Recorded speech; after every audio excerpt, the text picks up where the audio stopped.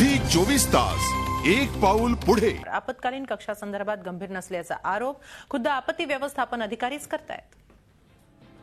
गेल्या 3 वर्षांपासून नाशिकच्या आपत्ती व्यवस्थापन विभागाची धुरा सांभाळणारे हे प्रशांत वाघमारे उत्तराखंडमधल्या प्रलयात अडकलेल्या नाशिककरांच्या सुटकेसाठी त्यांनी अहोरात्र मेहनत घेतली।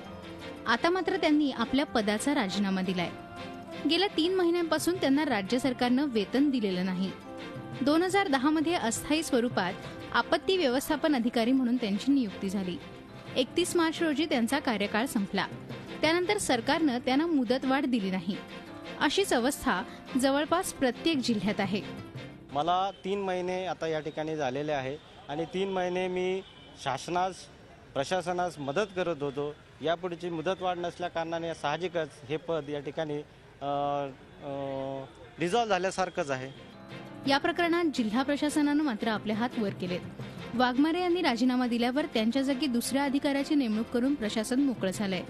सदरच्या पदांना मुदतवाढ मिळण्याबाबतचा पाठपुरावा जिल्हा प्रशासनाकडून सुरू आहे। तशा प्रकारचा प्रस्ताव सुद्धा जिल्हा प्रशासनाने सादर केलेला आहे। कुठलीही आपत्ती सांगून येत नाही। उत्तराखंडचं धडधडीत उदाहरण समोर असतानाही सरकारनं काहीच धडा घेतला नसल्याचं दिसतंय। कारण आजही सरकारचा कल अस्थायी आणि तात्पुरत्या नियुक्त्यांच्या माध्यमातून कारभार चालवण्याकडेच दिसतोय। मुकुल कुलकर्णीसह bureau report, Zee media, Nashik. Zee 24 तास एक पाऊल पुढे।